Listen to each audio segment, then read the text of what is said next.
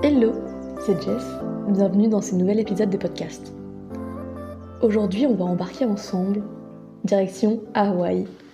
C'est les vacances, on est en plein été, on sort, on profite. Et je voulais profiter de ce climat plus qu'agréable pour vous parler d'une philosophie de vie qui s'appelle le Ho'oponopono. C'est une méthode traditionnelle ancestrale pour vivre une vie apaisée, avec une paix intérieure, qui se base sur l'énergie universelle.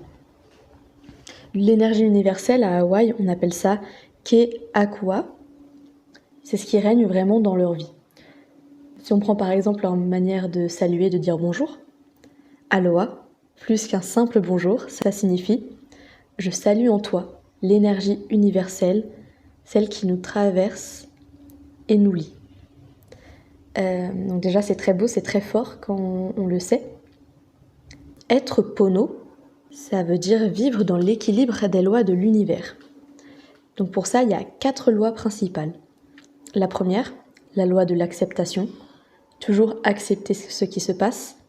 La loi de la gratitude, donc être reconnaissant pour ce qui se passe, même si ça peut être difficile parfois.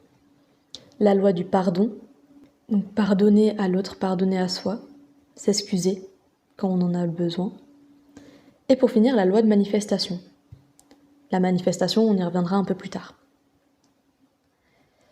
Donc en fait, pour eux, il faut transmuter ces mots et ces pensées pour baigner dans des énergies bienveillantes et d'abondance.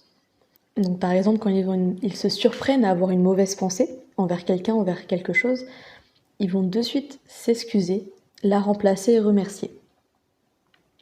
Par rapport à la loi du pardon, ils ont plein de petites prières entre guillemets, et une pour le pardon. Et si j'ai pu faire ou dire quelque chose qui vous a blessé, de quelque façon que ce soit, j'en suis vraiment désolée.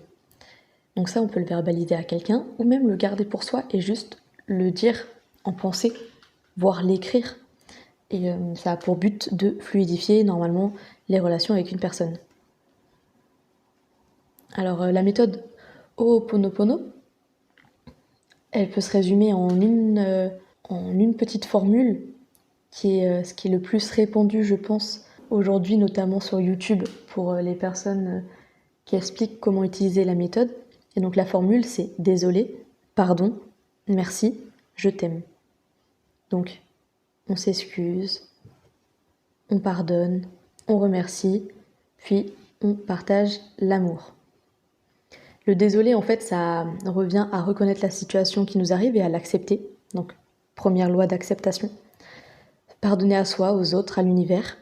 Loi du pardon. Ensuite, le merci pour nettoyer en soi l'énergie de cette situation, de ce qu'on a vécu, pour remercier de ce qu'on a appris. Donc là, on est sur la gratitude. Le je t'aime pour renouer avec l'amour et ne pas rester dans la négativité, pour avoir de bonnes vibrations, une bonne fréquence. Et là, du coup, on parle de la loi de la manifestation.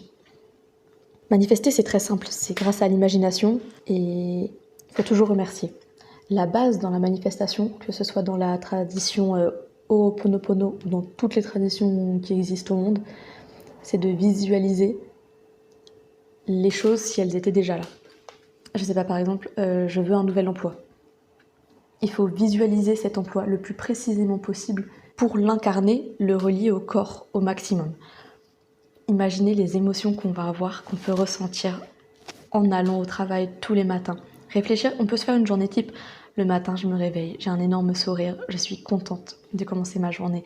Je me prépare dans la lenteur et le bonheur. Je vais au travail, le sourire aux lèvres. J'arrive, je salue mes collègues et vraiment ressentir tout ça comme si c'était présent, sentir les odeurs, sentir le toucher, les émotions. Et c'est ça qui est censé attirer à nous, amener à nous ce qu'on souhaite. Si ça vous intéresse, je pourrais faire plus d'épisodes sur la manifestation en tant que telle, parce que c'est quelque chose qui m'intéresse énormément, et c'est quelque chose que je vis au quotidien, qui parfois me rend folle, tellement je me rends compte à quel point c'est magique en fait, que quand on reste dans une énergie positive et qu'on entreprend des actions dans cette dynamique-là, l'univers, Dieu, appelez ça comme vous voulez, nous le renvoie fois 1000. Et donc pour en revenir à la tradition Ho'oponopono, il faut savoir que les anciens, donc les personnes âgées, les sages, on peut les appeler comme ça, préconisent de méditer 2 fois par jour. Une fois au réveil, pour remercier la source, l'univers, la vie. Donc vraiment remercier, commencer à mettre des bonnes énergies dans notre corps, dans notre esprit pour la journée. Et le soir, pour se nettoyer de la journée passée. Je pourrais vous parler également de ces méditations et du nettoyage. C'est quelque chose que je fais de plus en plus et qui m'aide énormément.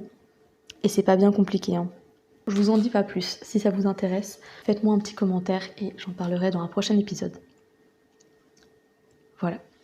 Un autre point que je voulais aborder en soi par rapport à Ho'oponopono, c'est le terme mana.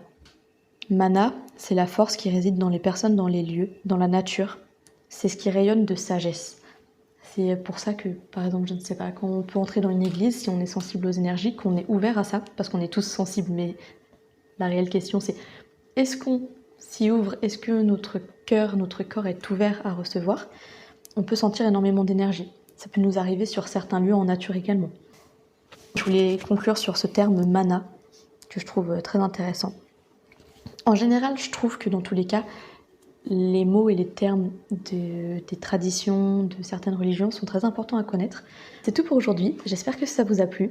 J'essaie de vous mettre des références en description d'épisodes pour que vous puissiez vous renseigner à votre échelle.